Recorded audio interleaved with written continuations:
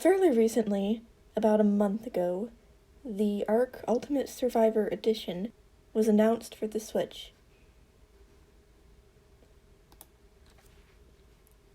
One of the things that I thought was interesting was that it seems like there will be some new things related to the story, which is what I'm most interested in. It releases in September of 2022, starting with The Island and Scorched Earth. The original announcement states that there will be new cinematic story content to further expand the narrative of ARK Survival Evolved, but there are no further details to explain what this might be.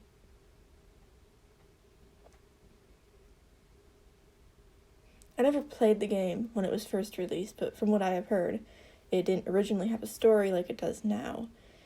I can tell that the developers are trying to make the story more relevant, with the series and Genesis having gameplay that is more story-focused than the others. The ending of Genesis Part 2 shows a cinematic that seems like something that would only have been in the notes before, and also featuring many of the characters who make an appearance in the notes. While I'm not exactly sure what these cinematics are going to be, my first thought was scenes from the Explorer notes added to the game, similar to the endings of the most recent story maps like Extinction or Genesis. I'm not sure how this would be implemented, since the game takes place after the notes, but maybe something at the end of each game, during the Ascensions that shows the characters' journeys, or maybe even an original story for your character and the current timeline. Another possibility is cinematics for each note that play when you find them, but that seems like it would be a lot of work to add. If this is the case, maybe it'll just be scenes from the series, which I wouldn't mind because then that would mean the series would have scenes for each note. I'm not sure how that would work for Scorched Earth or any of the future expansions, considering the series isn't even out yet. Maybe it will just be additional cinematics at the end, but I'm still wondering what they would be about. There seems to be a focus on Santiago's character. He seems like the main character in ARK 2 and was important in Genesis Part 2. The Genesis Chronicles even had notes from him, which were unlike any of the other Chronicles notes, since they were not from HLNA, and they were from stories already seen in the notes, including his perspective of some aberration events and more notes from Extinction. Maybe somehow they will connect the end of Extinction to Genesis, maybe showing how HLNA was created, which was mentioned briefly in the Genesis Part 1 Chronicles. We're pioneers, but we aren't the first survivors to get back to Earth. Years ago, a few survivors got back, one of whom was Helena, the survivor who made me. They saw the same devastation you're seeing right now, and they sought their own way to escape. For Helena, that meant ascending and becoming Homo Deus, an energy being beyond our reality. For her friends, it meant a long journey to a place called ARK Prime, where they figured out a way to beam Helena into the Genesis simulation. And then she made me.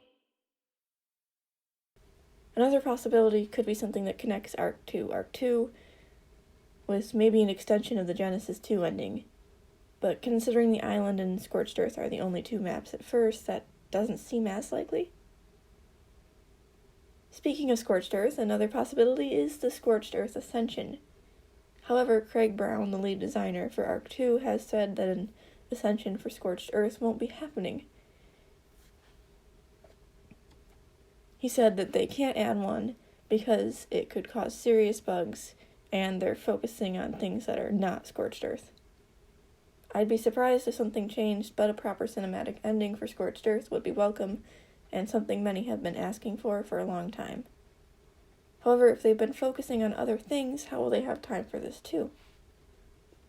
That's one thing that worries me, that Wildcard is trying to do too much. A series, a sequel game, potential movies, a new non-story map, and now this? It does say that they've partnered up with a talented third-party developer, so maybe this means that there can be new cinematics and game modes for the original game, while Wildcard focuses on upcoming projects. And I think this has been done before. I wasn't playing ARK when these released, but PixARK and ARK Park were made by Snail Games. I haven't heard much about these recently, and definitely don't hear as much about those as I do with the main game, and I'll admit I often forget about them too. Another thing that was mentioned was the Young Explorers mode, which is supposed to be an educational game mode that invites families and kids to learn about the fascinating prehistoric creatures that inspired the game. Now, this really isn't connected to the story, but I would still like to mention it. ARK isn't exactly an educational game, despite featuring dinosaurs. Many of them look very different than the real animals, which is fine for a sci-fi story like ARK, but using them to teach children about prehistoric creatures? Now, it does say creatures that inspired the game, so maybe it can compare the creatures in game to the real ones. That could be a really good experience, especially considering ARK has some obscure creatures. Maybe it will also provide some additional canon information about them. I'm excited to see what this will be like, since it can still have some connection to the story. One of the glitch discoveries in Genesis Part 1 describes that the Genesis simulation technology was used for educational purposes before all the element stuff happened.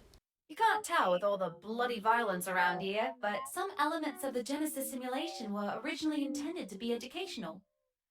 Not that you'll find a classroom or learning pod around here, but before everything collapsed, students would routinely learn geology, biology, and other sciences by wandering around environments like this.